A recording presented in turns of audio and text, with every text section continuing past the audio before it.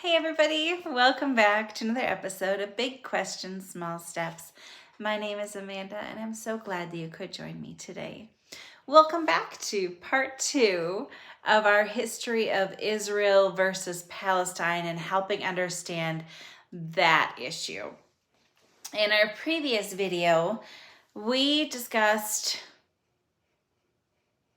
what Palestine is and the Palestinian people, and we talked a little bit about what happened on October 7th. Then we bumped back and we talked about how Israel began and how the land changed names and changed ownership. If you missed my first video, please just stop at this point, go back and see the first video, because today's episode is going to build on that. We ended our last video talking about World War II and what happened during that time. We're going to pick up today with what's called the UN partition plan, and we're going to go all the way until the peace deal was talked about. So we've got quite a bit of time to cover today. So without further ado, let's get started.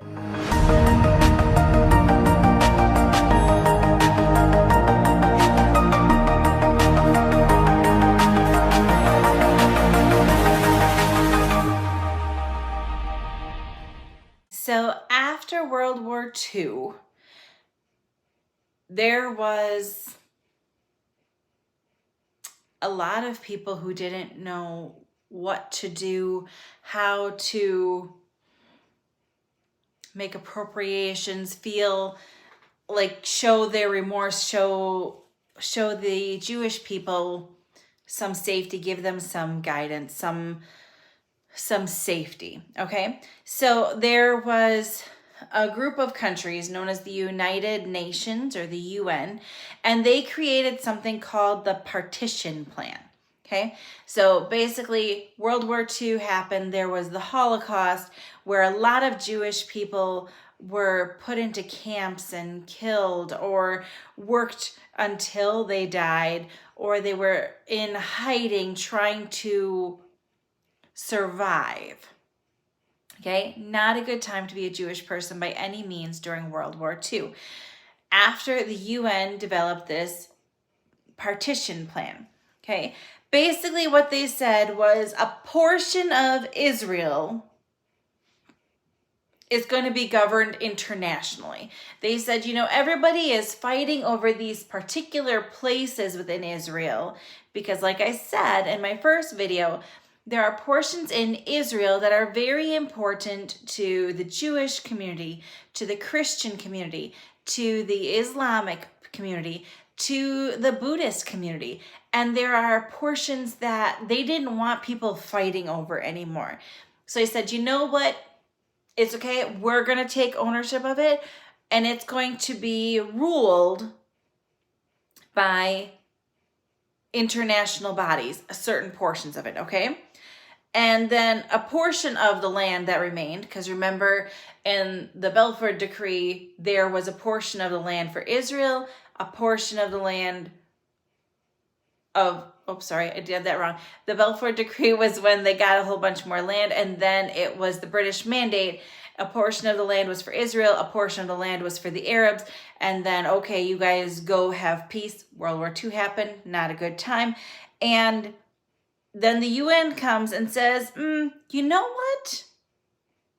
This portion of land, we're going to let that be this people. So they're changing the land boundaries again. Okay?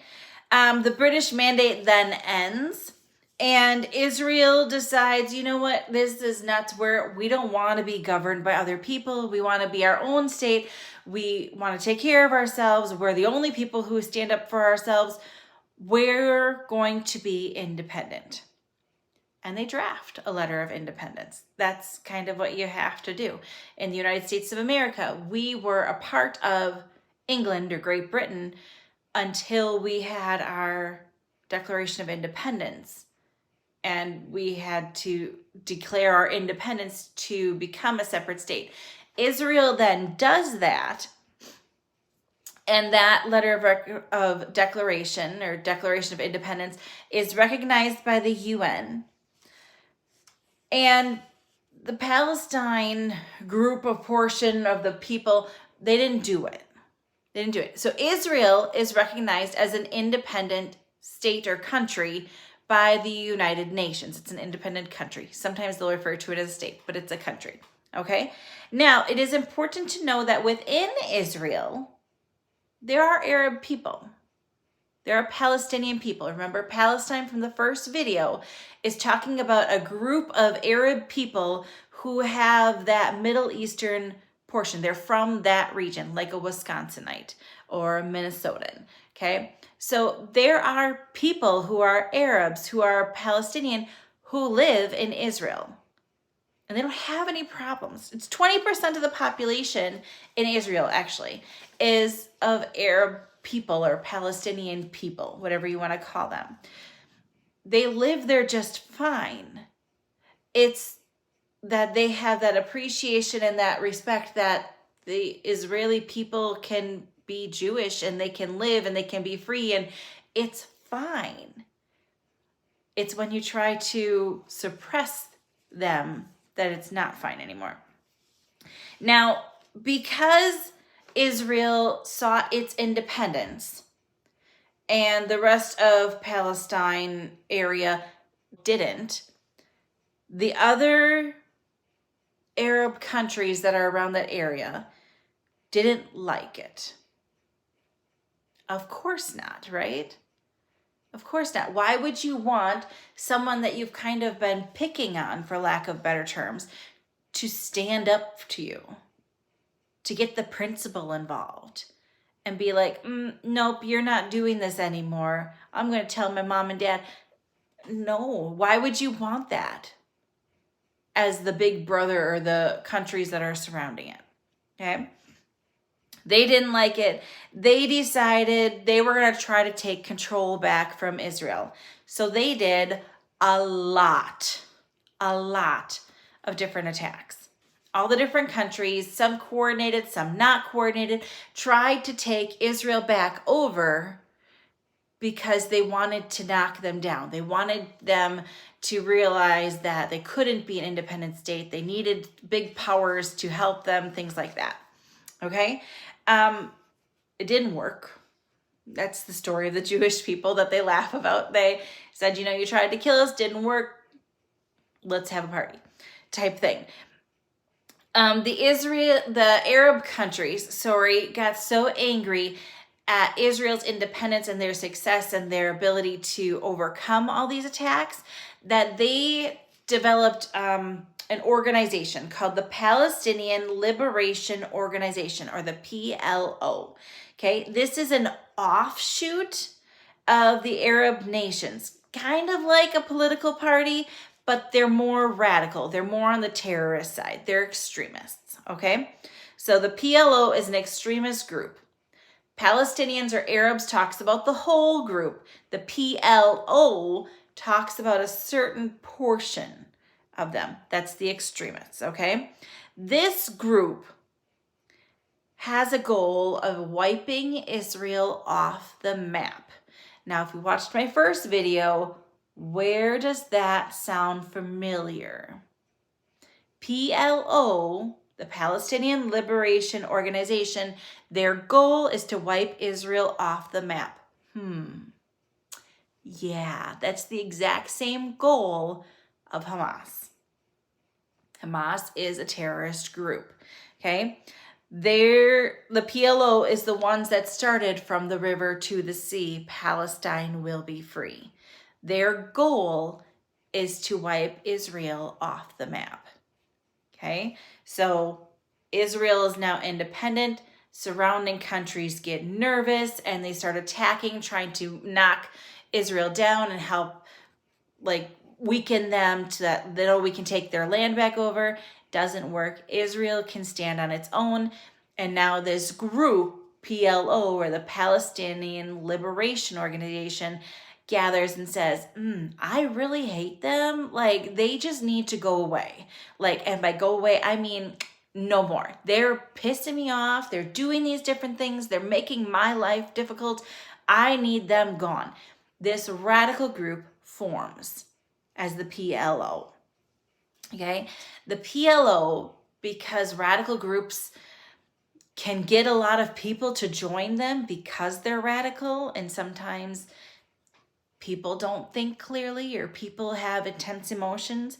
They have started many different wars and problems with them, okay? There was a 6-day war where all the different countries that are surrounding Israel decided to coordinate attacks. And they all attacked Israel, and their goal was to take over the whole territory.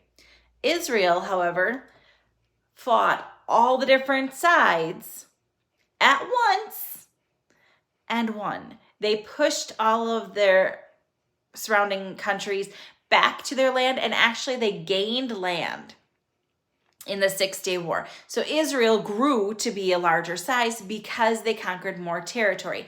That's part of war. When you are facing off with another country and you take over different territories, you take over different cities, that then is part of yours, okay? It's not that, okay, we just go up into the border and then we stop. No, we're going to push you back until the other side retreats or like backs down and says like, okay, fine, we won't fight you anymore. Because you need to keep pushing. If you just push to the border, then there's always going to be a war going on at the border. You need to be able to live in peace so that life can happen, okay? Now, Israel pushes all the different countries back. They gain territory. Now the countries around it, the Arab countries, they're a little salty. They're frustrated. They're angry. They didn't win against Israel like they thought. So they decided they were going to band together. All of the countries, they were going to band together against Israel. And they agreed on 3 things. When dealing with Israel, they agreed there will never be peace. There will never be recognition of Israel as a country. And there will never be negotiations for peace. Okay? The Arab League summit is when this happened. All the countries surrounding Israel have banded together and said, no, we don't want to deal with Israel. Not even we don't want to deal with Israel. We're not going to acknowledge that you exist. We're not going to give you any peace. And we're not going to certainly negotiate for peace. We just want you gone. They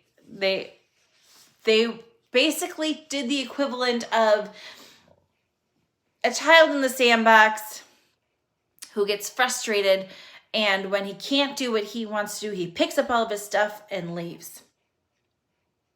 He's like, fine, I'm just going to go, and I'm going to do my own thing, and I'm not going to bother you, and don't ask me for help. That's what they did, okay? Now, that is unfortunate that happened, most certainly, but it didn't stop there. Okay, on Yom Kippur, which is the holiest of days in the Jewish calendar. It's the day where, you don't need to go into that, never mind. It's a holy day, that's what you need to know. It's a very, very holy day. The Jewish people fast for the whole day. We go to services multiple times during that day. It's very specific that day, the holiest day, was chosen by the surrounding countries as the day of the attack. It was more insulting than anything else. They thought they could caught Israel off guard. They started a war on that day. It was called the Yom Kippur War. Now, war is never a gracious time typically, but there is great care when countries are fighting to at least acknowledge and be respectful of the fact that there are holy days and try to avoid things. So I believe it was either World War II or World War I. There were many stories of when that war was going on that there would be a pause on Christmas, for example, so that there wasn't as much fighting going on. They tried to take a break, a momentary pause to be respectful of the different events that are going on. So the fact that the Arab countries chose to instigate this war on Israel's holiest day, it was extremely insulting. Extremely insulting. Then we have other countries trying to get involved to try to kind of squash the problems that are happening in Israel with the Arab countries that are surrounding it, with people that are living in a portion of the land that was given to the Arab people and the portion of the land that was given to the Jewish people or the Israeli people. Okay. So Camp David Accords happened on the U.S. It was invited and organized by the U.S. president at that time. It was Egypt and Israel that came to that Camp David Accord. They were entering negotiations on how to live peacefully with each other. Now keep in mind, the Arab League Summit said 3 things: no peace, no recognition, and no negotiations. Okay? Israel is one of their countries. Israel was in the Arab League Summit at that time when they made those 3. Egypt then at that point did come to the negotiations with Israel at Camp David, and they actually agreed and decided that there was going to be a peace treaty of sorts between the two. Israel gave up some land in order to maintain peace in the area. Everything was good.